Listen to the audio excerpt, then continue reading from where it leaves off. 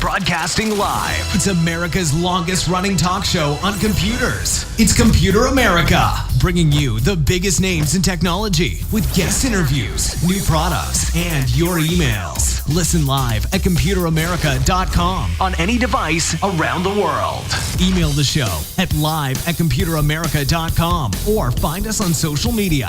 Be sure to check out our website for contests, giveaways, show notes, live video stream, podcasts, and more. You're listening to Computer America.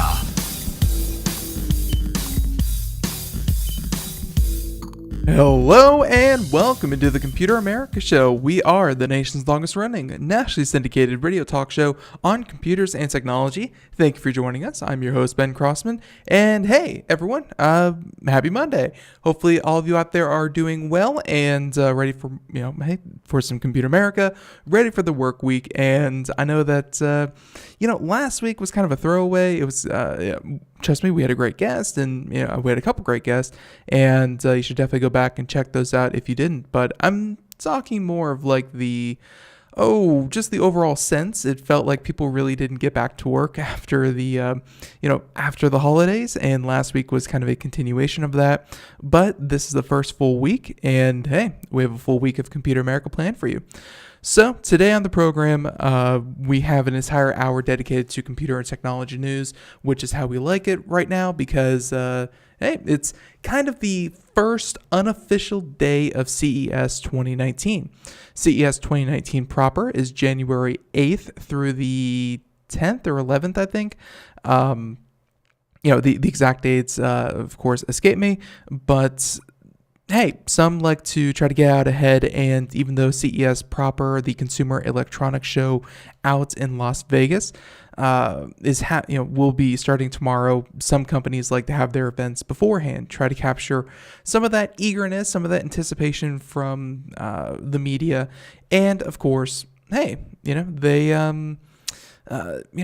certainly have a right to do that, and a company that has chosen to do that is none other than LG. So we're going to try some things here on the show that are a little bit new. So if they don't work right away, we apologize.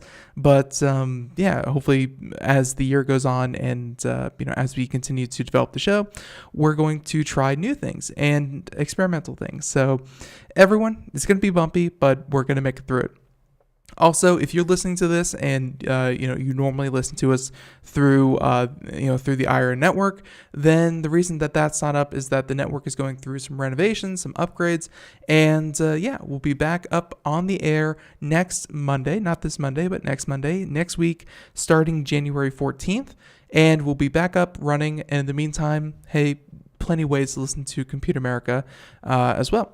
So let's go ahead, get started with computer and technology news. Actually, before we do, real quick, computeramerica.com, show notes, links, videos, articles, things like that. Live video feed, twitch.tv/Computer America, a social media contest. We're working with Logitech to get that back up and running. And in the meantime, everyone, sit tight. Here we go. Computer and technology news brought to you by Computer America. Let's go. Wait, wrong one. It's a mid-break. No. There we go. See, told you it was going to be bumpy.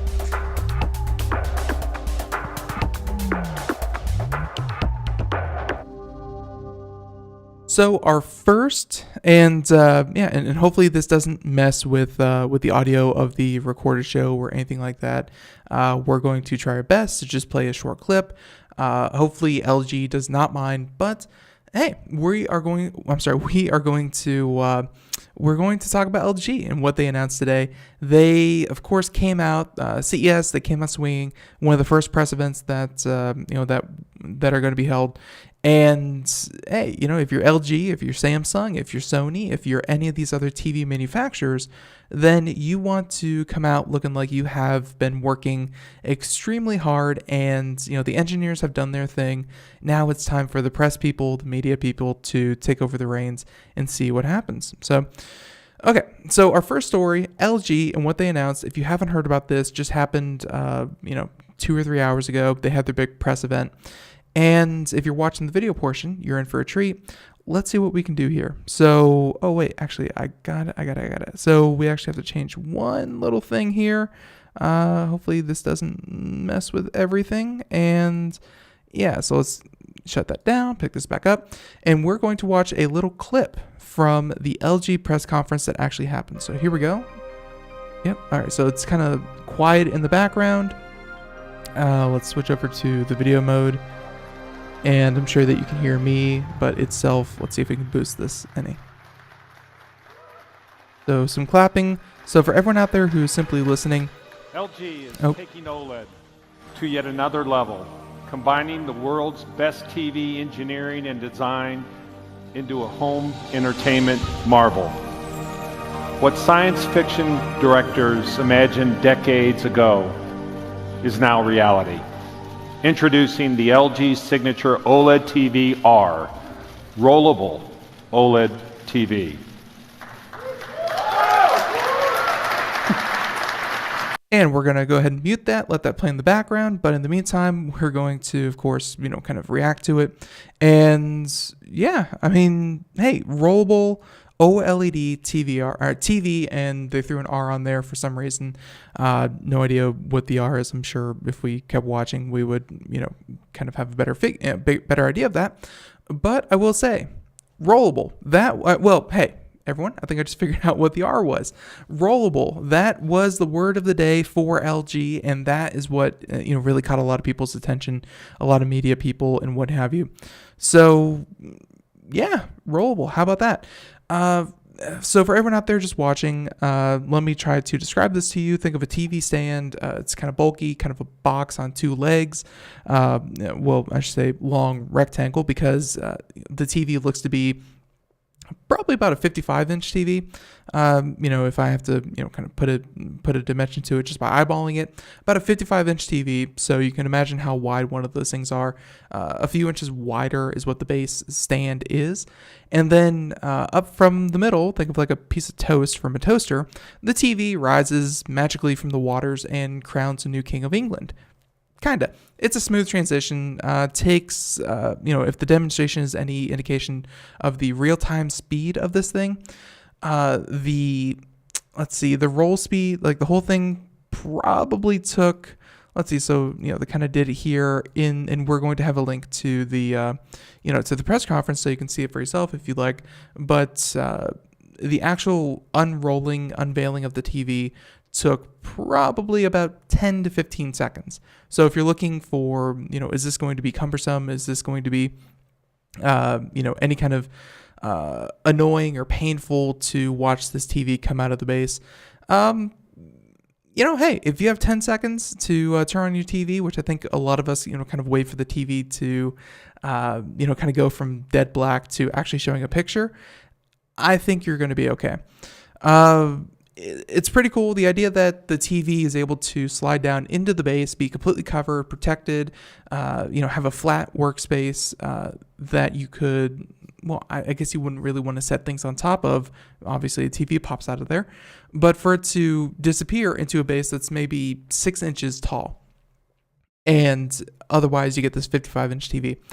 It's pretty cool. It is very novel technology where you are able to, and we're going to go ahead and let's see, it's easy. So let's see, we're going to go ahead and pull up one of the articles from I think The Verge is where we were kind of looking at it. And yeah, so The Verge, LG 2019 rollable TV. They, Yeah, and the entire, and the article here goes into the entire list of announcements, which we will also get into. But I gotta say, the TV was pretty cool. To everyone out there who's saying, why did they make this? Why would they do this? Who's the real market for this? Yes, it's a high-end product. I think when a lot of technology first breaks into the market and you are looking at potentially recouping the cost of all of your research and development. Yeah, of course, the first sets or, the first couple years of manufacturing, you don't want this to be, how do I say this? You don't want it to look like a budget item, especially something like the LG Signature line. You want this to be positioned as classy and upscale and luxury as you can possibly get it. And therefore, hey, you're going to probably outprice the majority of your market. For what they eventually want this to be, I'm sure that LG would love one of these in every single person's home. But let's see, I don't think the price was actually announced. Obviously, they don't really do pricing at these kinds of press events, just showing off the technology. But rollable. I think that's the bigger part of it. Like whether or not LG and this TV stand are really the end result of this technology. We have heard for years and years and years this idea that you could take a screen, bend it, roll it, take it with you, stick it wherever you want, be super simple. And this is the first indication that we are any closer to that future, where we could take a TV, stick it on a wall like wallpaper, or bend it or fold it or crease it. All these things are looking to, are just kind of inching closer and closer and closer.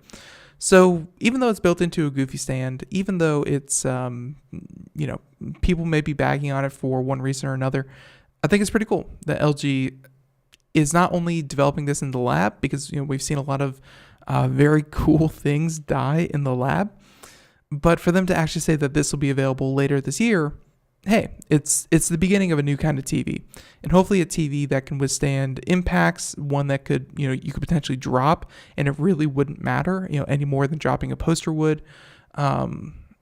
If nothing else, this is a good indication for increased durability in TVs. There we go. So some of the other announcements real quick, just because we're on LG and we have this nice article from The Verge. Let's see. So the keynotes, smart alerts from appliances. So LG makes a number of appliances, including, beer taps, refrigerators, things like that. All of those are getting more integration with Alexa and Google Play and with your smartphone. So, hey, everything from, and they're also launching LG Proactive Customer Care. So, one thing that you're really going to notice this year, and this is obviously a trend that has been happening for a little while, but it's really going to kick into high gear. It's that tech and hardware are simply vehicles for services that actually make these companies money. LG Proactive Care, if I had to take a guess at what this actually was, they have everything from real-time alerts, expedite repairs, maintenance tips. It's going to be a way for them to, you sign up for maybe proactive care, you sign up for maybe a preventative maintenance plan, you have, if something does go wrong, you have, you hit one button on your refrigerator, a technician comes out, fixes it, and you don't have to worry about it anymore. But of course, you probably pay some kind of monthly fee to, to get access to that. So I think services like that are going to be more closely ingrained in cars, in TVs, in computers, in appliances, anything worth a couple $100 to a couple $1,000. We are going to see more services rolled in, and hopefully, or at least as these companies are hoping, be taken advantage of by by the customers. So there's that. Smart alerts for appliances. Went over that. Beer pods. So LG Homebrew uses pods to brew 5 different styles of beer. And unfortunately, you have to wait 2 weeks to drink it, because if anyone out there is a home brewer, we actually had a company on the show that did essentially exactly the same thing. You have to give time for the yeast to ferment and actually make beer. So, hey, that's just kind of trying to capitalize on the home brewing thing that seemed to have died down a little bit, but hey, still pretty cool. AirPlay 2 on 2019 TVs, saying that LG's new TVs will support AirPlay 2. So anyone with an iPhone will be able to easily stream content from their phone to the TV. It's a huge convenience, though LG isn't the only company to add that this year, saying that almost every major TV manufacturer is on board. I really like that. If you are in the Apple ecosystem, if you have an iPhone and, let's say, you don't own a Chromecast or things like that, definitely a huge convenience factor. So definitely check that out. And then, like I said, the rollable TV was kind of the last thing to make note of. So there you go. Let's see. So that was pretty cool. And again, you're going to see a lot about that rollable TV. I would not be surprised if that is one of the hottest talked about items this year.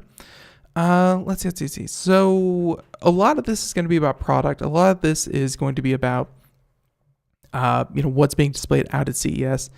Let's discuss next, looking at our stories here.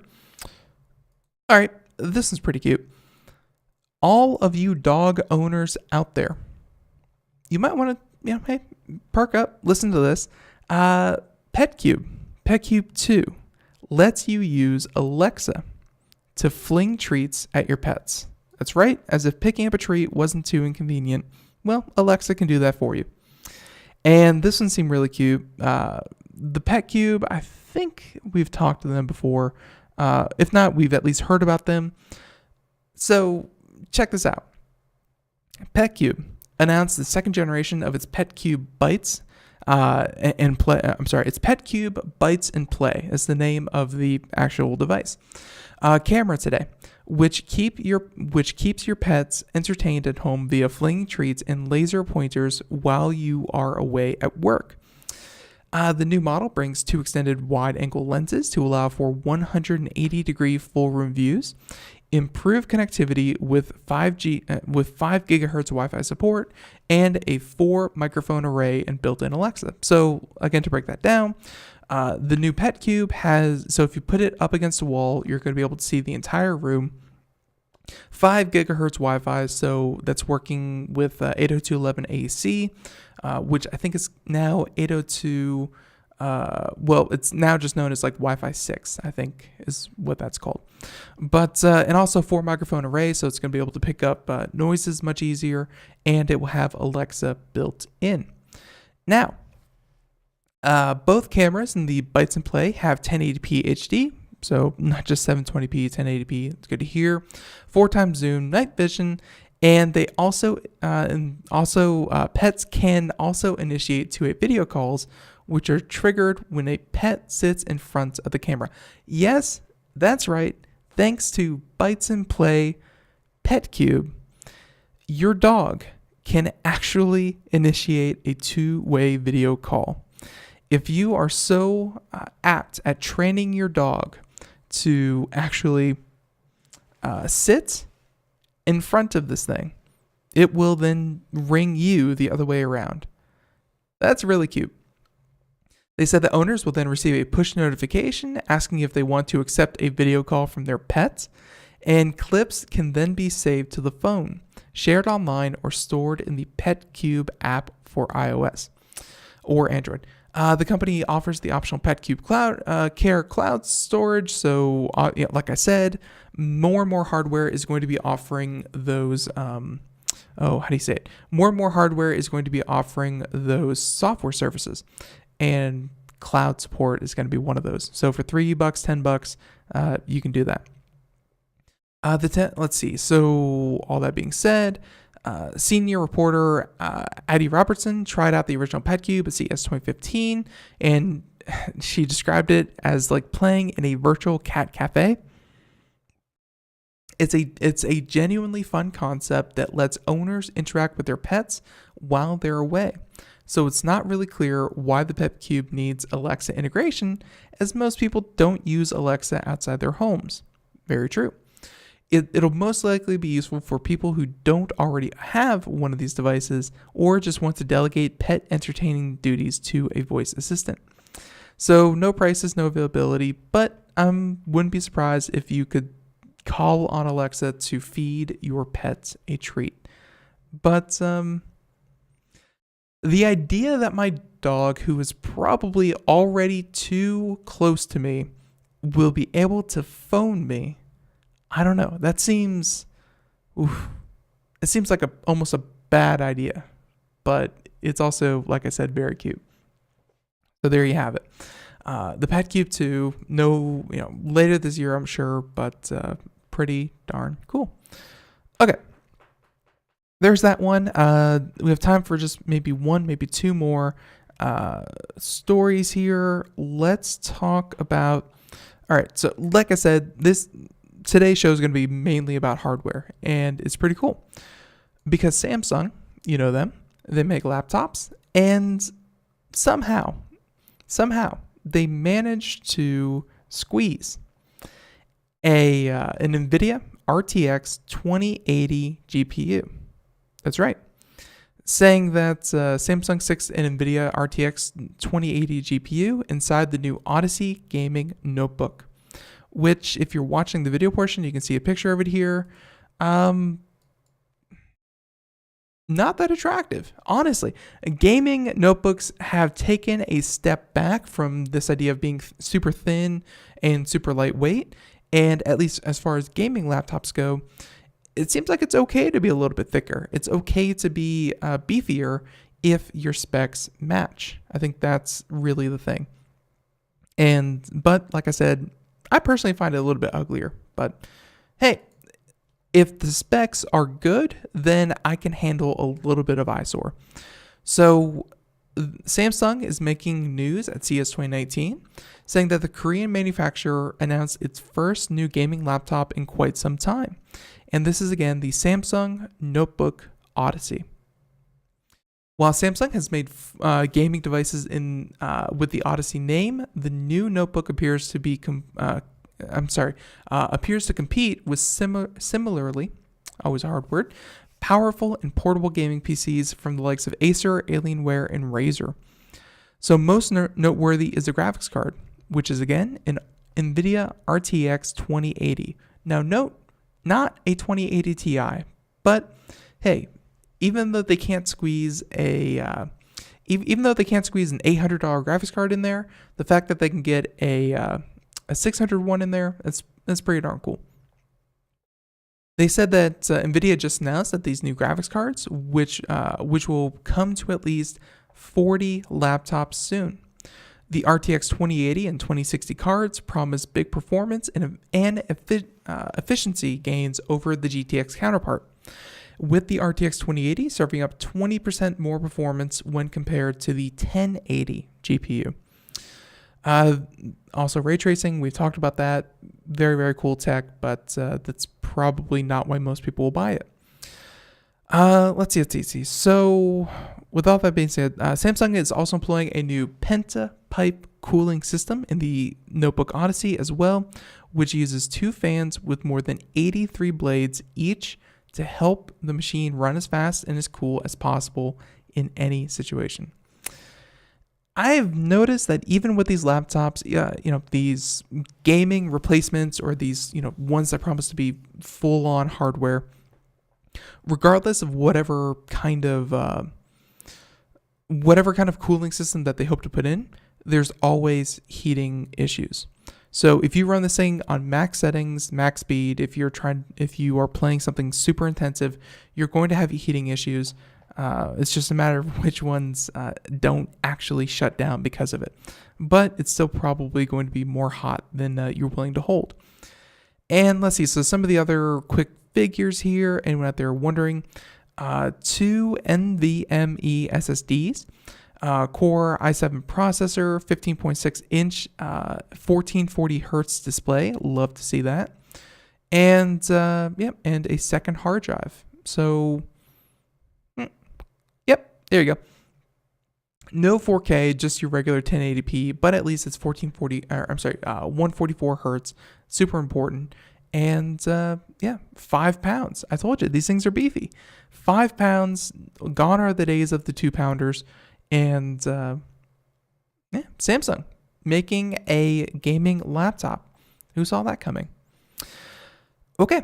So yeah, I take it back. We have time for and by the way, no word on pricing. But if I had to hazard a guess with those kinds of specs in a new laptop, I would probably pin that around $2,000 to $2,500.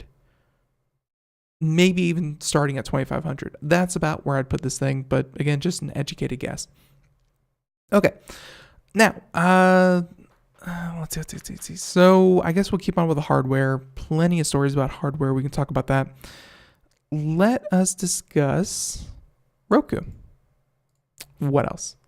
Roku. And this will blow your mind. I know that a lot of people out there, they probably haven't, well, I would say probably. Odds are a lot of people out there have not migrated completely to 4K in all aspects of their life. Maybe the common, television in their family room or whatever. Maybe that one has been 4K. Maybe the bedroom and the TV is 4K because, they're pretty darn affordable now. 4K for computer monitors, probably not. 4K in every aspect of your life, probably not. I mention this because 4K seems like almost still a relatively new technology. And now we have word that TCL is working on 8K Roku TVs with built-in voice control, saying that the 8 series is coming to the US later this year. Nick Summers and Gadget, and yeah, you heard that right. I was just, talking on and on about 4K. We're fast heading into 8K, saying that it was only a matter of time where today TCL announced that it's working on a range of 8K HDR TVs, including the 8 series, that will launch in the US later this year. With a variety of screen sizes, starting at 75 inches. These massive TVs, expect to see a lot of them, and I think they're going to be pretty affordable. I'm not saying that TCL and the 75 inch is going to be, going to be on the same level as, let's say, just a regular HD or UHD television or what have you.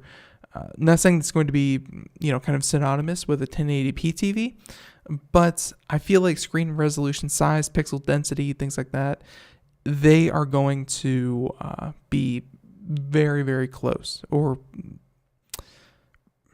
it's not going to be unobtainable, but I digress. They said that all these TVs will run Roku's lightweight software and support upscaling for 4K and 1080p content. That's right, that means your 1080p content will be upscaled all the way to 8K. I don't know how good that will look, but I'm interested to find out.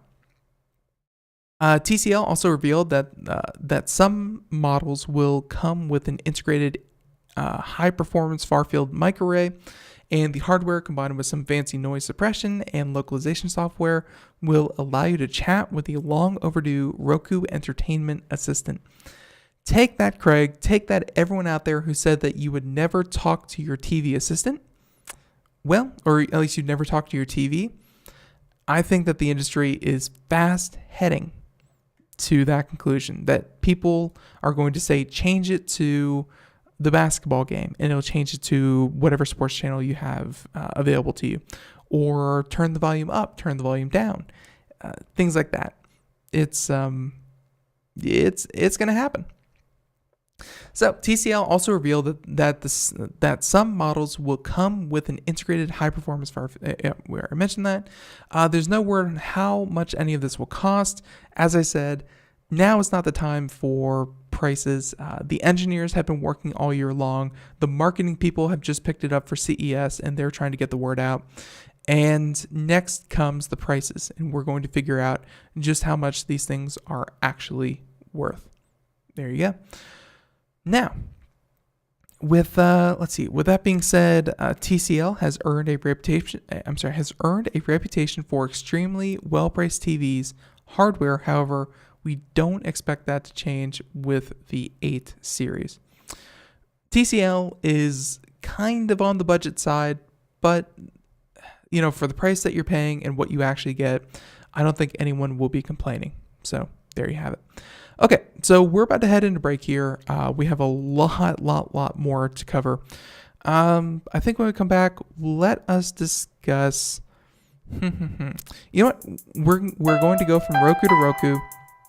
We're going to go ahead and jump and talk about that, and then real quick, another digital assistant, and then we'll get into some news stories, not just hardware, but actual news. So everyone, stay tuned. More Computer America right after this. Everyone, be right back.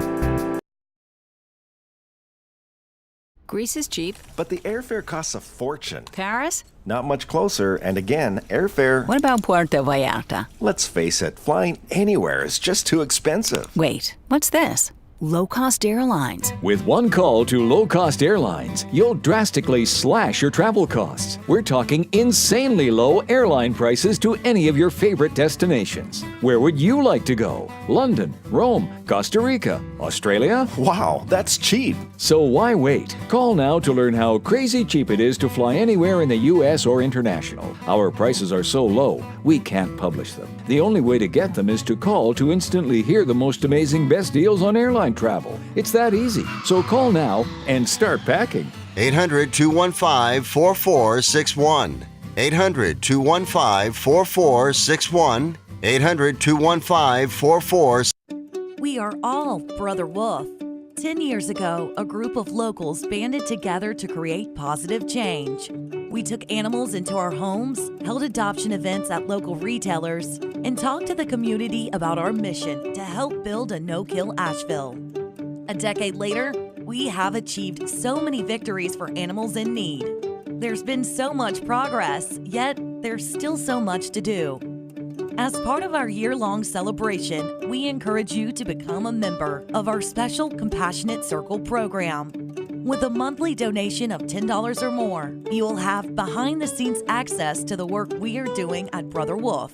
Our goal is to reach 1,000 members because we receive no government funding. Working together, we can help build and sustain no-kill communities. Learn more at compassionatecircle.bwar.org. We are a 501c3 tax-deductible organization.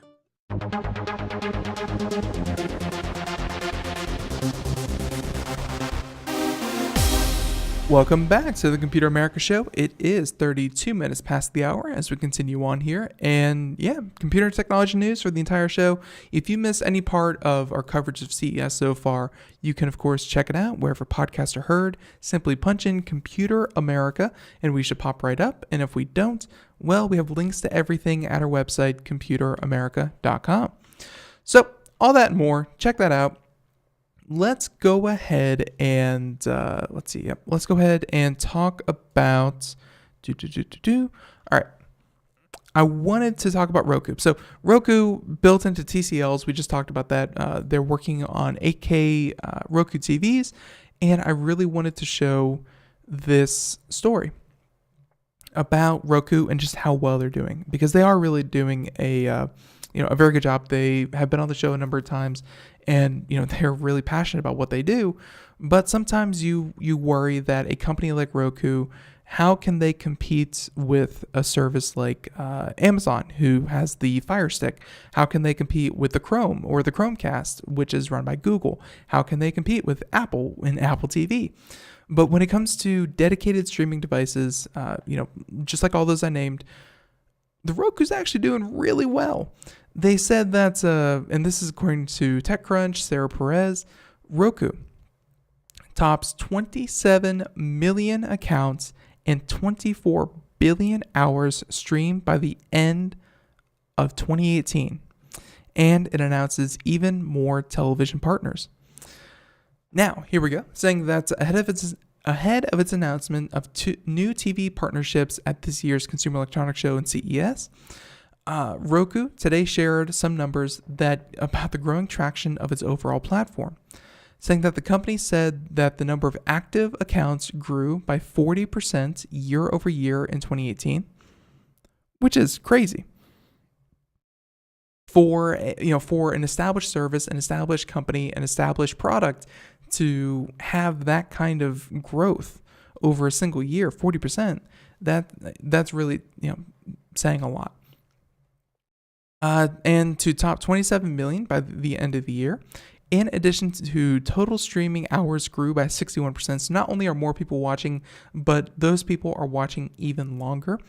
And that includes about 24 billion hours of movies, TV, sports, and more being streamed across the devices.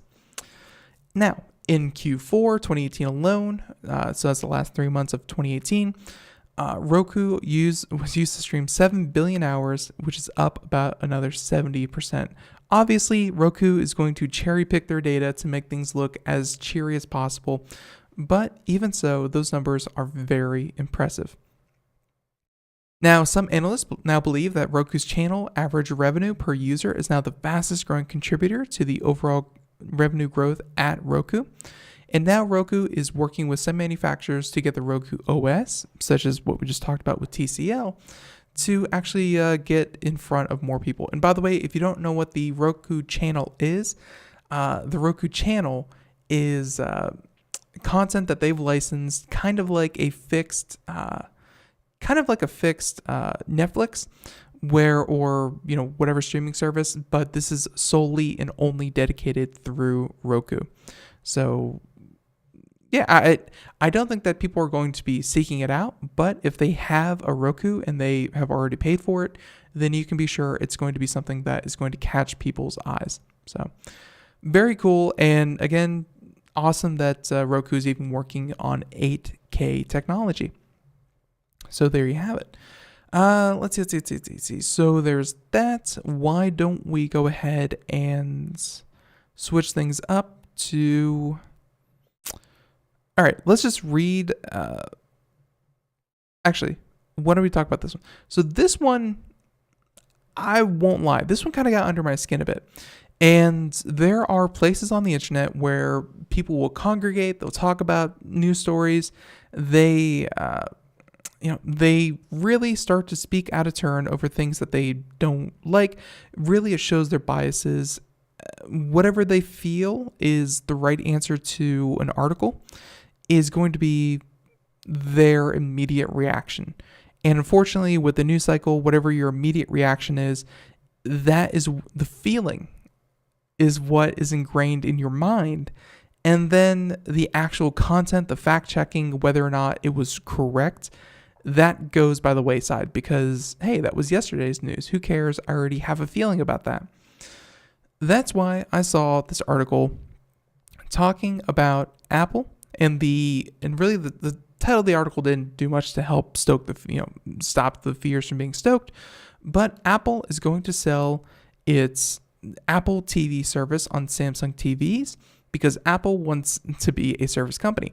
Although, like I said earlier, every hardware company from LG, Samsung, Sony, any of these companies, they're all looking to push cloud services, in-home services, subscription-based services. Everyone wants to have that constant revenue, over a one-time, every couple of year purchase. It's just smarter economics. If you can convince someone to give you $15 a month every single month, that is a better revenue stream than potentially getting a couple $100 every couple of years. And then at the same time, you have to convince them very strongly of that singular purchase. Whereas the $15 a month, it's almost seen as expendable and they're just going to do it just to do it. So, and on top of that, they've already made the purchase. So it's, kind of the gift that keeps on giving as well. But anyways, Tim Cook can't rely on Apple customers anymore. He needs to sell things to people who don't buy Apple products.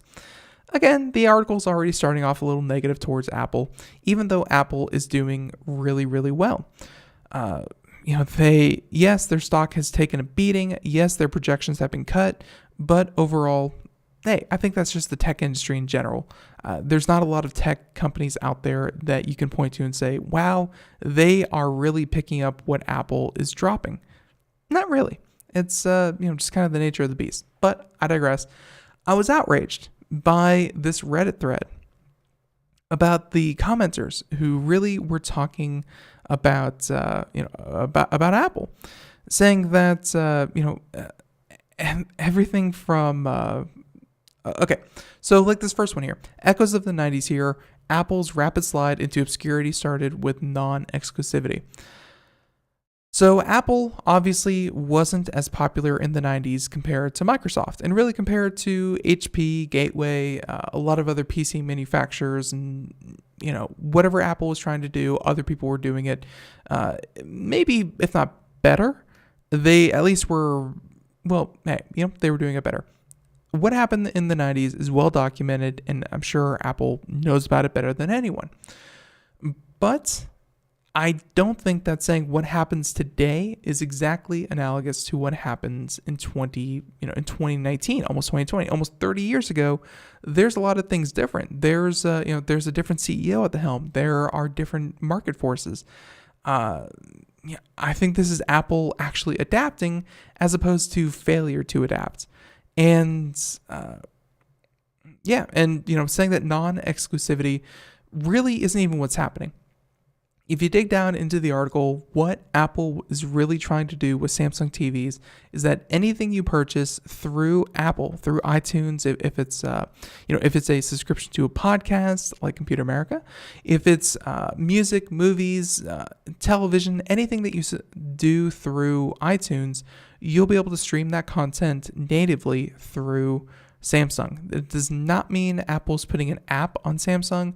That does not mean that Apple is building any kind of hardware into Samsung TVs. No, it's just allowing you to stream the content from iTunes. If anything, this is Apple giving the thumbs up to Samsung, as opposed to Apple going on a venture like that. So there you go. So comments like that. Let's see. So some of these comments that I was reading earlier got pushed down. Yeah, they said that. All these are just. At this point, I'm just over. So, bashing on Apple, I get it. It's cool. It's fun. They're super powerful, and they're not as powerful as they once were, but they're still really cool to hate on. So I kind of get that. At the same time, though, we're gonna go ahead, jump ship, try to focus on the positives instead of the negatives. Now. Okay, so a lot of articles here. Why don't we discuss Amazon Key? This service made a lot of headlines when it was first released. And that service includes none other than the fact that you could have Amazon, or at least someone who's delivering for Amazon, come into your home and hopefully drop off a package so that, it's not stolen. And if anything, we have really seen the fact that, stolen packages has really become a problem, especially during the holidays. Lots of stories. I mean, heck, there was that viral video that went around about a gentleman who built a glitter bombing package, so it's gotten to the point where it's so relatable, it's so funny that, you really want to, keep an eye on this thing. So Amazon's answer to this, because let's face it, Amazon is mainly the one delivering these packages that are getting stolen, and they either have to foot the bill or risk, really annoying their customers. Amazon Key was a service that let people with smart front door locks into your home to drop off your package inside your door so that they wouldn't get stolen from your front porch. Well, Amazon Key will open your garage for deliveries in 2019.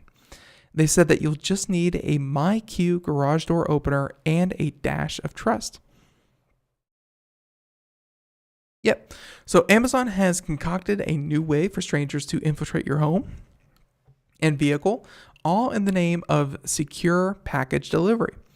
And the Key by Amazon, which service, formerly Amazon Key, so it's now the Key by Amazon, which allows delivery trucks to unlock certain connected front doors and car trunks, will expand to include MyQ connected garage doors in 2019. So in just a couple of months. Key for Garage works just like Key for Home and Key for Car. An Amazon courier arrives at your home, scans your package, verifies he's at the correct location with a proper order.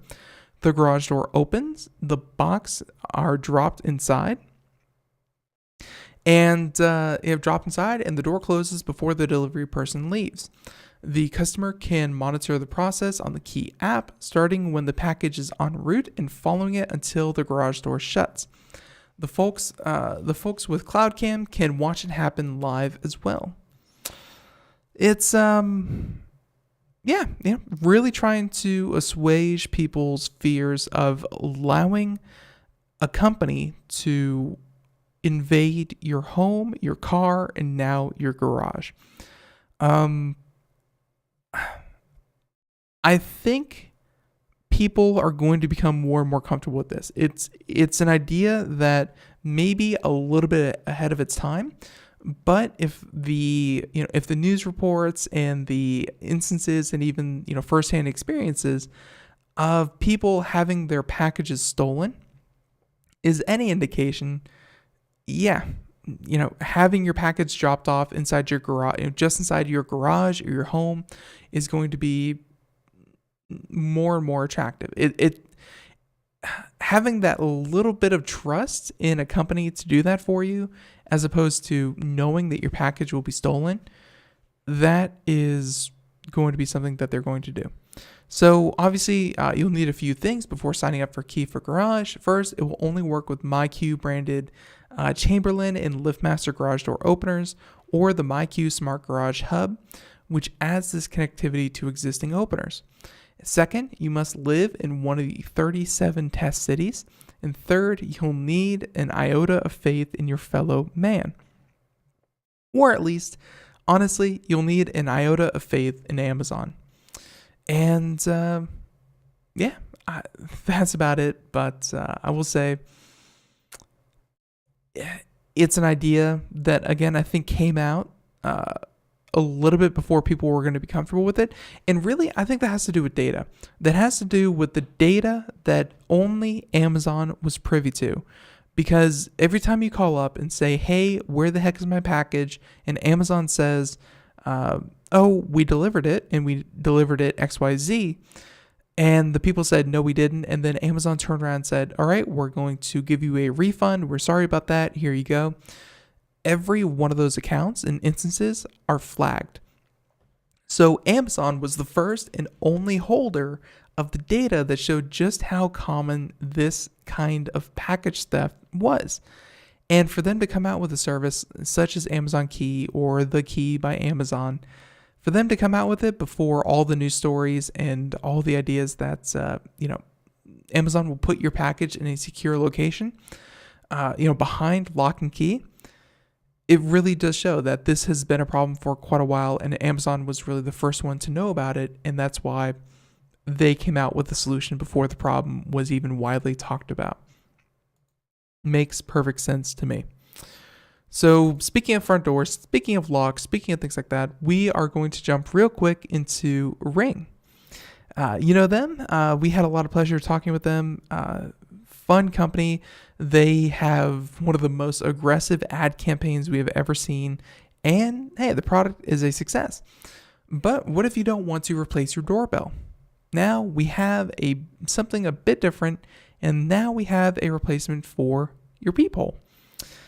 Yeah, those archaic little things, having a little hole in your door, so you can act like the mafia and, see who's outside before you ever open your door. Well, Ring is making a product to help folks who already have peepholes in their doors, saying that the next Ring Door View Cam, which is the name of this product, is a smaller piece of kit that can sit over your door's existing viewer hole spy hole. And sandwiched between the button and the camera lens is a piece of glass that lets you peer through to view the hole just like you would old style. But also the camera allows you to view it through your smartphone.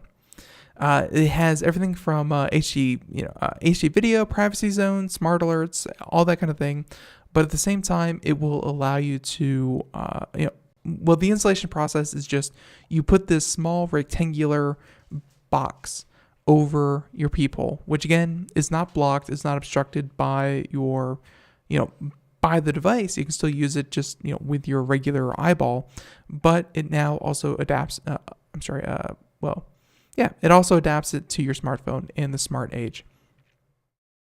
So, they said that there's a $70 wall-mounted floodlight and a $30 path light, all that kind of thing. Essentially, Ring is really getting into diversifying its lineup. They know that they have conquered the doorbell arena. Now they're doing view cam, and for a while now they have been doing everything from security lights, smoke detectors, temperature, carbon monoxide detectors.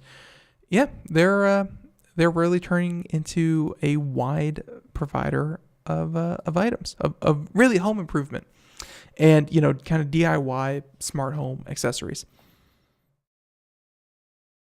Which I think actually takes us pretty nicely into this next article.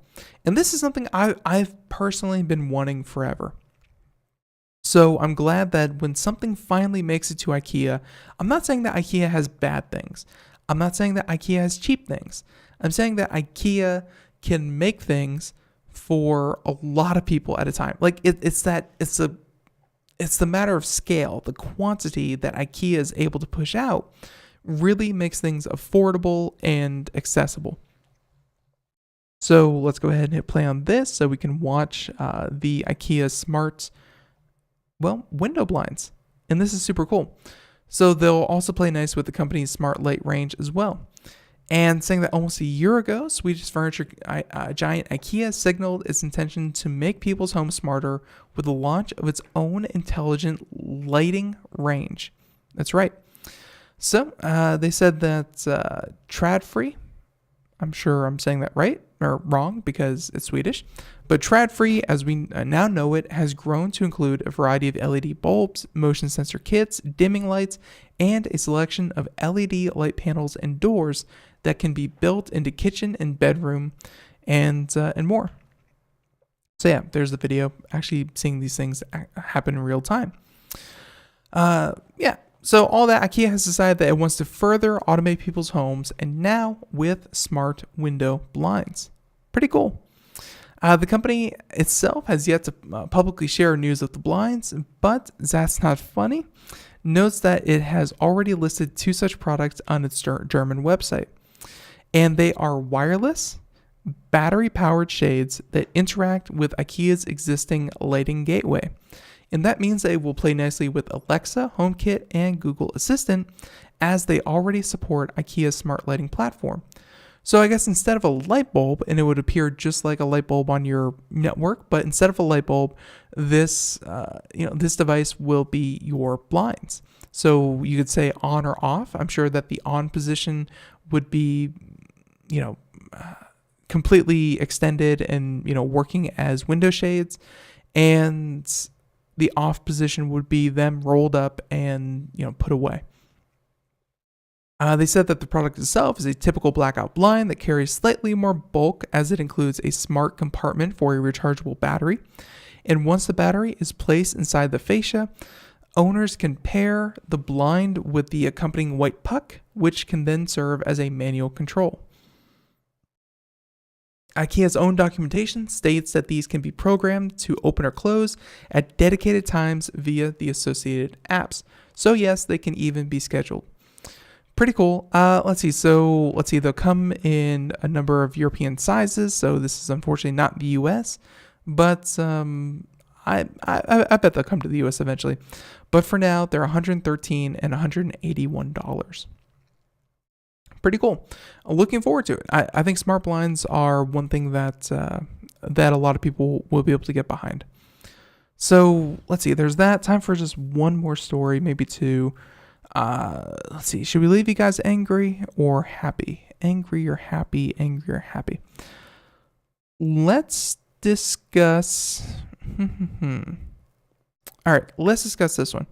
So, AT&T. Let's do angry. We're very angry right now.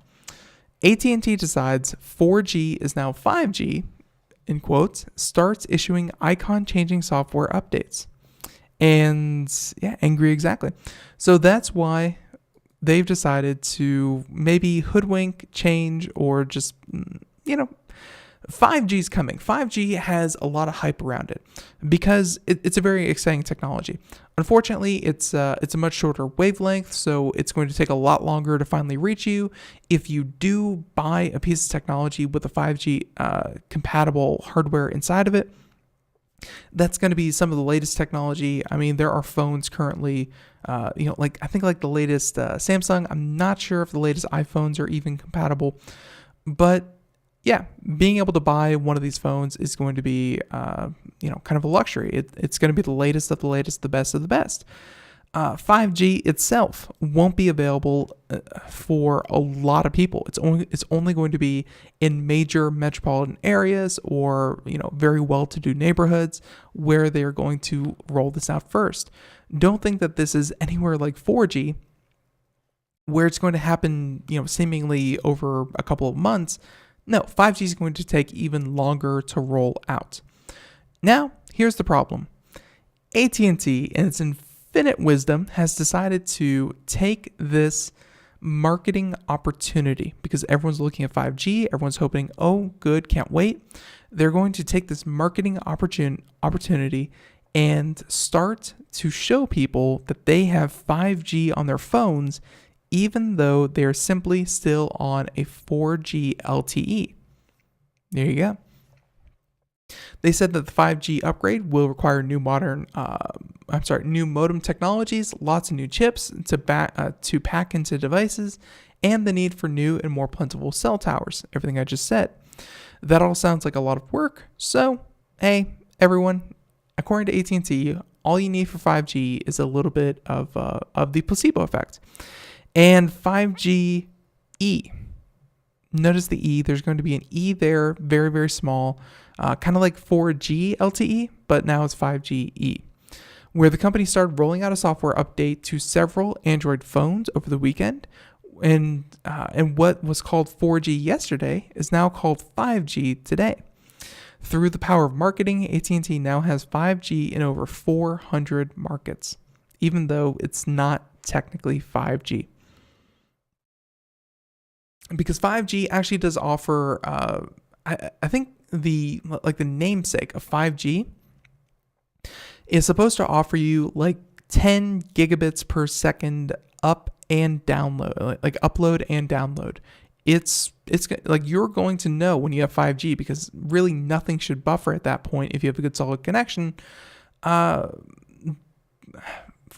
is not 5G.